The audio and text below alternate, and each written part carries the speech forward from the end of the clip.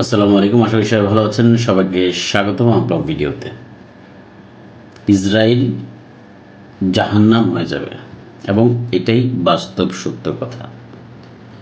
সেটা কবে হবে সে বিষয়ে ভবিষ্যৎবাণী করার মতো যোগ্যতা আমি রাখি না। তবে বাস্তব যে প্রেক্ষাপট, সে প্রেক্ষাপট থেকে বলতে পারি ইরানের সাথে না বুঝে আমেরিকা এবং ইসরায়েল যেই যুদ্ধ খেলা শুরু করেছে, সেই যুদ্ধ খেলা কিন্তু তাদের জন্যই বুমেরাং হয়েছে।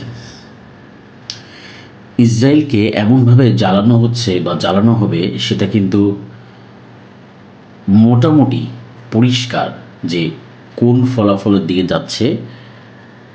আমেরিকা তাদের যে ঘাঁটি স্থাপন করেছে মধ্যপ্রাচ্যের বিভিন্ন দেশে, এবং সেই প্রেক্ষিতে সেই দেশগুলোতে ইরান আক্রমণ করছে, এবং সে আক্রমণ কোন দিকে যাবে বা কোন অবস্থায় হয়েছে সেটা কিন্তু এখন সবার কাছে পরিষ্কার।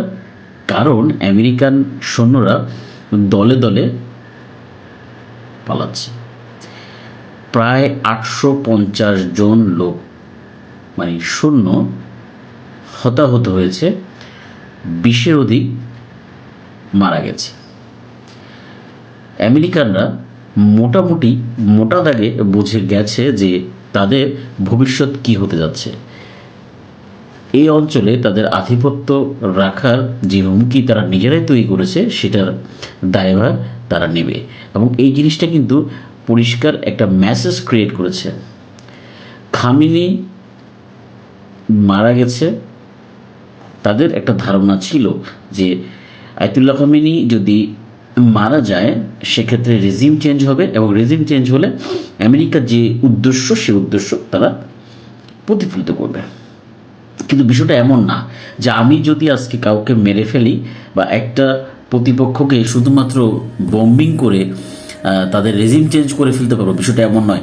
আপনাকে আসতে হবে সে জায়গায়, আপনি যে জায়গায় যাবেন সেখানে স্থলেও আপনাকে বিভিন্ন সংস্থার উপরে আঘাত আনতে হবে। আমি এটা বিশ্বাস করি স্ট্র্যাটেজিক্যালি বিশাল মিস্টেক করে ফেলেছে, যেটা তারা ভাবা হয়েছিল ভেনেজুয়েলার ক্ষেত্রে। ভেনেজুয়েলাকে যেভাবে করেছিল সেই চিন্তাই তারা করেছিল, বা এর আগে ইরাক বা সিরিয়ার ক্ষেত্রে যেই স্ট্র্যাটেজি অ্যাপ্লাই করেছে, সে অ্যাপ্লাই করে বুমেরাং হয়েছে। কারণ বর্তমান বিশ্বের যে রাজনীতি বা পাওয়ারের ক্ষেত্রে আমরা যদি বলি, সেটা কিন্তু একদম মোটা দাগে পরিবর্তন হয়েছে, এবং সেটা শুধুমাত্র এককেন্দ্রিক কোনো বিষয় নয়।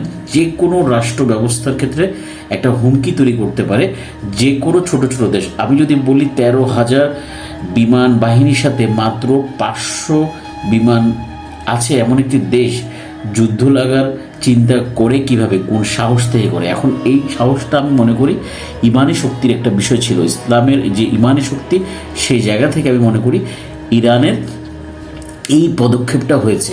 এবং এই ইসরায়েল, এই আমেরিকা, এই ইমানি শক্তির অবস্থা তারা ক্লিয়ার না, যে তারা মনে করছে যে আমরা বছরকে বছর, বছরের পর বছর এভাবে হত্যাকাণ্ড চালিয়ে গেছি, দখল করেছি, যা ইচ্ছা তা করেছি।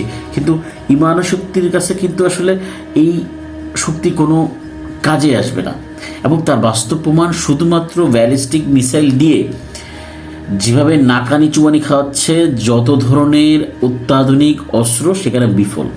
তাহলে এতটুকুই পরিষ্কার না যে কোন জায়গায় আমরা যাচ্ছি।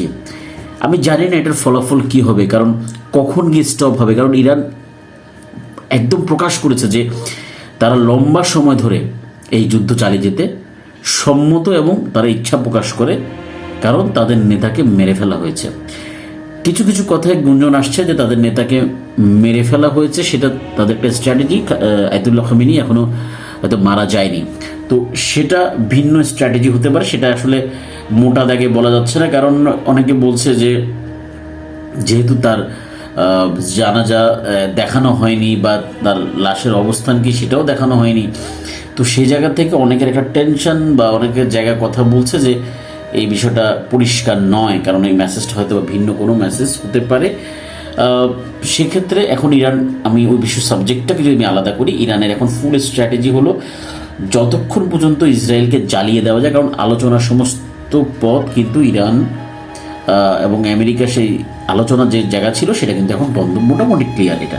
কারণ তারা অন্যান্য দেশে মানে আরবের অন্যান্য দেশে যেভাবে আক্রমণ চালাচ্ছে সেই আক্রমণের মাধ্যমে এতটুকু পরিষ্কার যে নো মোর ডিসকাশন, একদম ক্লিয়ার, নো মোর ডিসকাশন।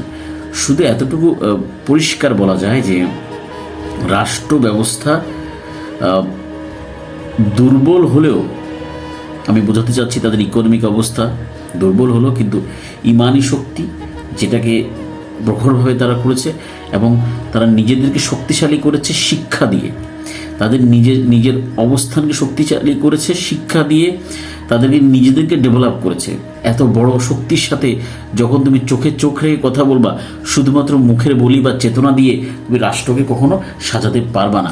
এবং এটাই কিন্তু তারা বুঝেছে যে আমি যদি চেতনা নিয়ে বসে থাকি, আমি ইসলামী চেতনা, ইসলামী আন্দোলন, এগুলোর চেতনা নিয়ে যদি বসে থাকতো তাহলে কিন্তু ইরানের এত শক্তি দেখানোর সুযোগ হতো না।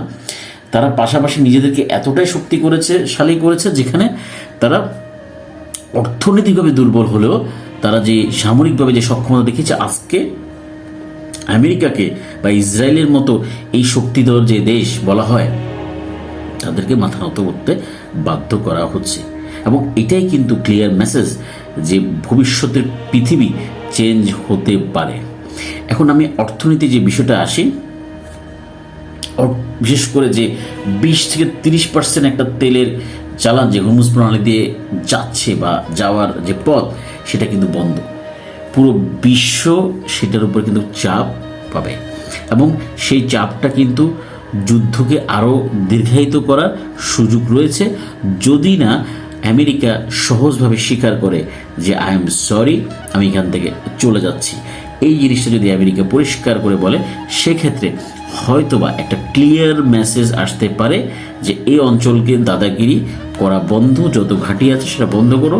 এবং এই যে সৌদি আরব, এই যে আরব আমিরাত, জর্ডান, বাহরাইন, এই যে দেশগুলো, এই দেশগুলো একটা চরম শিক্ষা হয়েছে। তারা যদি এবার চরম শিক্ষা গ্রহণ না করে তাহলে ভবিষ্যতে তারা আস্থা করেই পড়ে যাবে। কারণ আগামী 50 বছরের পৃথিবী ডিফারেন্ট কিছু হতে যাচ্ছে, ডিফারেন্ট একটা পৃথিবী হতে যাচ্ছে এবং এই পৃথিবীটা হবে ইসলামের শক্তি বিজয় এবং আল্লাহ রাব্বুল আলামিনের একটা যে প্ল্যান এই পৃথিবীতে, রাসূল পাক সাল্লাল্লাহু আলাইহি ওয়াসাল্লামের যে ভবিষ্যৎবাণী আল্লাহ রাব্বুল আলামিনের প্ল্যান সম্পর্কে বলা হয়েছিল, তো সেই জায়গায় কিন্তু আমরা এগোচ্ছি। মুসলমানদের বিজয়, মুসলমানদের পরাজয়, পৃথিবীতে যে যে বিষয়গুলো আসার সেই বিষয়গুলো কিন্তু পর্যায়ক্রমে উন্মোচিত হচ্ছে। তবে আমি এই বিষয়টি বলার মতো যোগ্যতাপূর্ণ লোক নই, কিন্তু এতটুকু বলতে পারি তাদের যে পড়াশোনা করে যেটা বুঝতেছি যে এখন বর্তমানে যে সিচুয়েশান সেটা কিন্তু আমাদেরকে সেদিকে নিয়ে যাচ্ছে। এবং এই অঞ্চল যেমন একটা ভবিষ্যৎবাণী যেটা রাসূল পাক সাল্লাল্লাহু আলাইহি সাল্লাম থেকে করা হয়েছিল যে মক্কা মদিনার গুরুত্ব কমে গিয়ে জেরুজালেমের গুরুত্ব বাড়বে, কিয়ামত তখনই খুব কাছে চলে যাবে এবং তখনই কিন্তু পৃথিবীতে বিশাল যুদ্ধ লাগা শুরু করবে। এবং সেটারই প্রমাণ শুরু হয়েছে। মক্কা মদিনা থেকে জেরুজালেমকে নিয়ে বিশ্বে এখন সবচেয়ে বেশি আলোচনা হচ্ছে এবং এটা নিয়ে এই যুদ্ধের পরিস্থিতি। ভবিষ্যৎ পৃথিবীকে কী উপহার দিতে যাচ্ছে এই যুদ্ধ, সেটা এখন দেখার বিষয়। সেই পর্যন্ত ভালো থাকবেন, সুস্থ থাকবেন। আসসালামু আলাইকুম।